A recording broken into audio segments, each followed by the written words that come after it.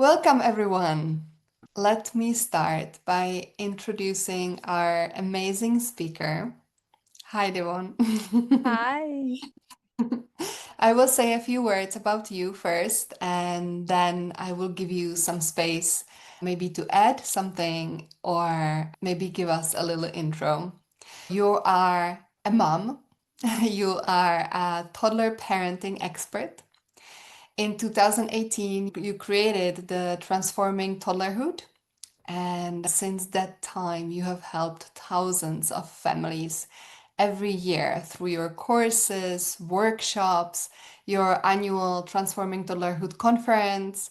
Your community has around 1 million parents and caregivers. So I think every one of us can imagine how much work you have done in the past. Do you want to tell us a little bit more? Tell us more info about you. Tell us more.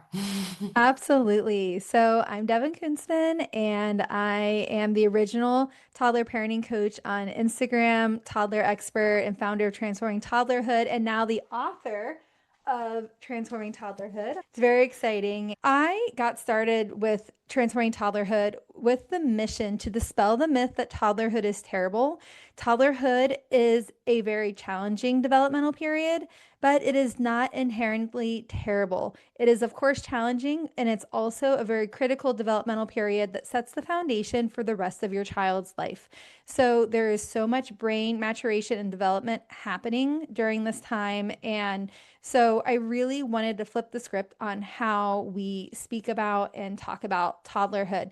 And since founding Transforming Toddlerhood, in 2018, I focus on bringing parents and caregivers developmentally smart parenting tools so they can overcome everyday challenges, nurture their little one's development, and have confidence in their parenting skills through positive, effective, practical, everyday tools that we can use. Perfect. Thank you. Thanks. Do you want to start by maybe telling us a few, like an intro into the topic or a few first tips, or do you want to start by the questions immediately? Yeah, so I will start with just a little introduction to decoding your toddler's behavior. So, when it comes to toddlerhood, we know that toddlers get labeled as terrible.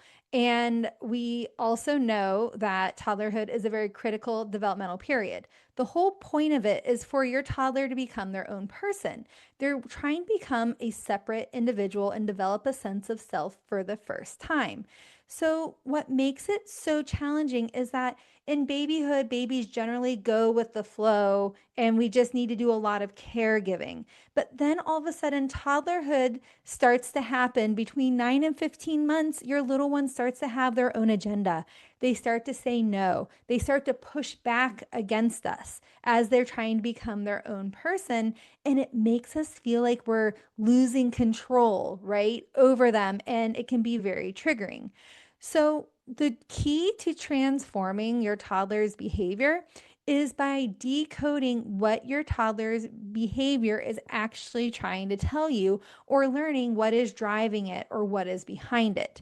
Toddlers are developmentally wired to experiment and explore, and they're experimenting with everything: how their bodies work, new skills, testing limits, all of these things. And so when this happens, we start to worry. Is this normal? Will my child always behave this way? Are they going to be rude?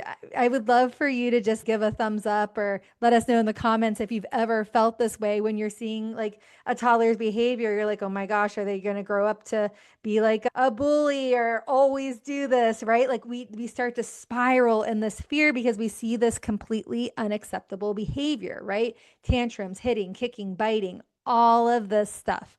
So, I'm here to tell you that the majority of these behaviors that we feel uneasy about and that really trigger us and ruffle our feathers are actually developmentally normal, because all behavior is communication. We often try to label behavior as good and bad because in our minds, our brains need to label things to make sense of them. But the problem is, if we look at behavior through this dichotomous or black and white lens, it has an impact on how we respond. If it's good behavior, we typically ignore it and we're like, okay, good. Whew, everything's fine. And then if we label it as bad behavior, we feel this sense of urgency to try to fix a problem, correct it, and we can get frustrated because we feel embarrassed or we have a lot of fear about what this behavior means about our child. So I'm here to tell you that really at its root, behavior is communication. And what is it communicating? It's communicating your child's level of brain maturation and development. It is communicating their level of skills. It's communicating their feelings, emotions, and needs. It's and inside of needs, it is communicating sensory needs, basic needs like hunger, tiredness, the need for connection, and then developmental needs, the need to experiment, explore, to move, to exert their will, to have a sense of control, to feel powerful, to have a role in the family, to feel capable. These are all developmental needs that are very important to a toddler's behavior and development right now during this time period from ages 1 to 5. And so I just want you to know that when you're up against a challenging behavior, you're not bad parent or caregiver. Your toddler is not bad. All of these moments are opportunities for learning and growth, not necessarily problems that need to be fixed. And when we can use the recipe for developmentally smart discipline, creating connection, setting limits and following through, and teaching skills about this recipe for developmentally smart discipline, this is where the magic happens and where the transformation comes from. But we always have to start by getting curious about what's actually happening. Because if you're only addressing the behavior on the surface, it's like a game. Here in the US, when I was young, I remember going to the arcade at the mall and there's a game called Whack-A-Mole. I don't know if anyone's familiar with this game. You can tell me in the comments or give a thumbs up if you are. But basically, it's you like hit this like mole back down into the hole and then another one would pop up and another one would pop up. And when that's what happens when we're only addressing the behavior on the surface. But when we get curious about what's below the surface, then that's where the transformation happens. That's what we're going to be diving into deeper today. So Lucy, I'll let you go through some of the questions that you've prepared to help guide this conversation as we dive deeper. And I Perfect. also welcome any questions in the comments along the way. Of course, I just wanted to Clarification. say that after we go through the questions that we have prepared, then we will choose the questions in the chat here on Zoom. So go ahead, ask any questions that come to your mind, and we will come back to them. Let me find the questions that we have I pre-prepared. also think there's an opportunity for me to also give an example of 6 common behaviors that toddlers have and what they actually mean. That we Yep. might say on the surface, this is a bad behavior, but when we get curious, we can actually understand developmentally why this behavior is happening. And then we can use the recipe for developmentally smart discipline to support your child in resolving it and learning a better way. For example, when your toddler says no, it doesn't mean that they're bad or rude. What it means is that they're exerting their independence so they can develop their sense of self, and they're learning to set limits and boundaries for the first time so they can recognize themselves as a separate individual from their caregivers and parents. Another one is tantrums. On the surface, tantrums look like bad behavior, but beneath the surface, your child might be emotionally or sensorily overwhelmed and they can no longer cope anymore. It's like an emotional poop, right? It's like all the things they took in, all the things throughout the day, and then the things that are no longer serving them that their body doesn't need comes out in the tantrum. Or when an older toddler, like 3, 4 years old, says, I don't like you anymore, or you're a mean mama, something like this, what they're actually saying is, I'm frustrated. It's hard to hear no, or I don't like what you're saying. But they don't have the ability to use these words because expressive language is new to them. And when a child is dysregulated, they're not able to have the amount of impulse control and brain maturation to be able to describe how they're feeling at that age. Or like when a child avoids making eye contact with you when they did something they shouldn't have done, or they run away, that usually means I'm embarrassed that I didn't have the impulse control and or I'm afraid to get in trouble. Or maybe when your toddler laughs at you when you lose your patience and they start laughing is often a fear response. And so what that can mean is that they're uncomfortable or they're nervous. And then another behavior that is very common is crying, especially crying after setting a limit. So, what that means is your child is not bad or wrong, and you didn't do a bad job setting the limit. What it means is that your child is struggling to accept the limit and they are processing it and offloading their emotions, their feelings of frustration, disappointment as they move through the process to be able to accept the limit that you set.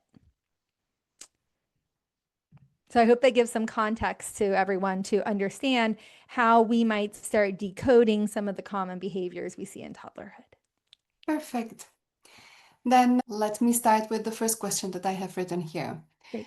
Even though you already talked about tantrums, maybe we can go a little bit deeper, not in 30 seconds. Maybe we can go a little deeper about what's going on beneath toddler tantrums. You already talked about that it's a communication, but Yes. how can we respond in a way that helps and not just stops the Yes. behavior? I love this question because this question already recognizes that tantrums are a typical part of toddler behavior, not something that is bad and needs to be stopped. Because if we always focus on stopping the tantrum, the feelings and emotions build and build, and eventually they're going to spill over into an even bigger tantrum. So, understanding that tantrums are a typical part of a development and it's how kids develop emotional resilience and social emotional skills is very important. So, when it comes to responding during a tantrum, it's important to remember less is more. The first thing you want to do is create physical safety. You want to make sure that you're safe. So, if your child's hitting or kicking you, you need to take a step back, put a cushion or a pillow in between the two of you. Say, I won't let you kick me. I see you're upset, or that's so upsetting, and I won't let you kick me. You set a very clear limit and then you follow through on it by moving back. And then you also make sure they're physically safe. So if your child is having a tantrum on the floor and they're near like a sharp edge, like a kitchen cupboard or a table or a fireplace hearth, you move them away. If they're banging their head on the floor, you put your hand underneath or a pillow. If they're on the bed, maybe you move them to the floor so they don't fall off the bed, something like this.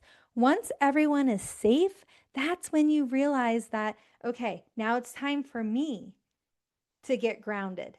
Because the whole goal here is for you to ground yourself and stay calm so you can share your calm with your child. This is called co regulation.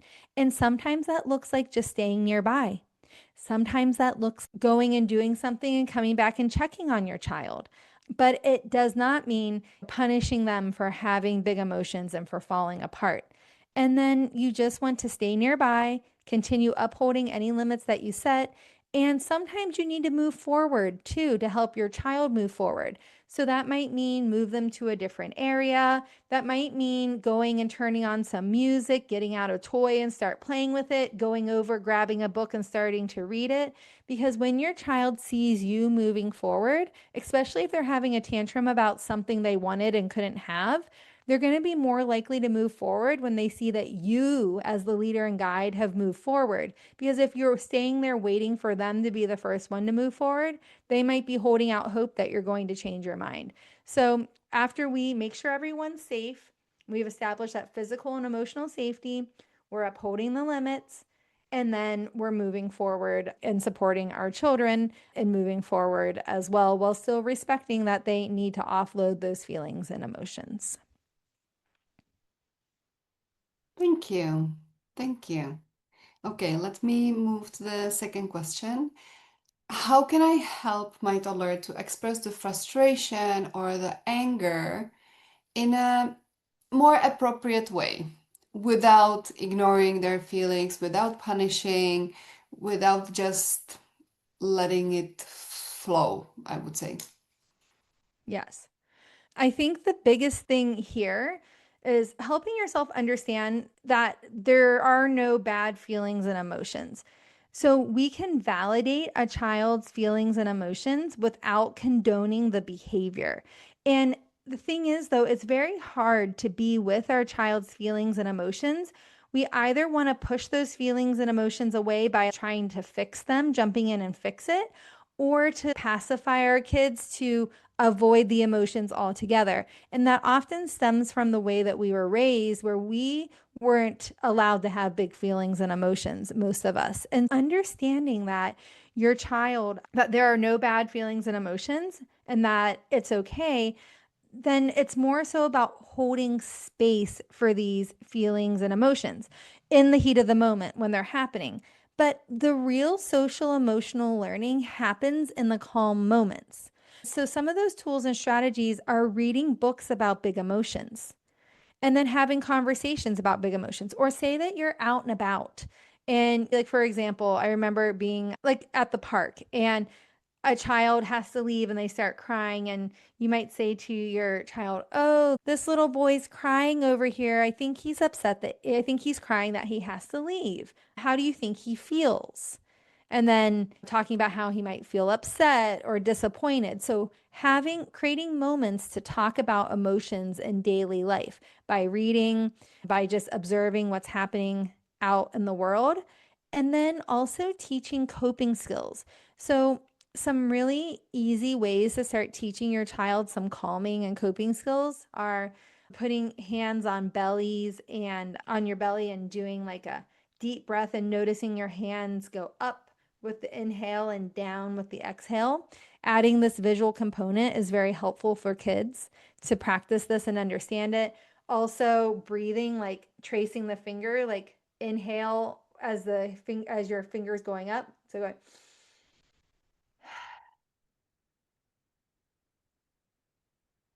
and having your child trace your fingers, practicing blowing bubbles or pretending to blow out a candle. These are all ways to start teaching breath work to children, which helps calm their nervous system. But also knowing that there's moments where we're going to be under resourced, we're going to be tired, we're going to be hungry, we're going to be frustrated, and it's not going to look perfect. So don't feel like you have to do all of these things perfectly to be a good parent or caregiver. Practice makes progress, not perfection. So just focus on practicing, focus on getting to the next stepping stone, going from A to B, B to C, B to D, instead of jumping from A to Z in one fell swoop, because that never really works out. And then we feel frustrated that we're not getting anywhere. I hope I answered that question well, and let me know if there's any follow up questions to that. I think you have. There are lots of questions about boundaries. Mm-hmm. So let me summarize it into one question. How do we set boundaries with toddlers without turning it into power struggles?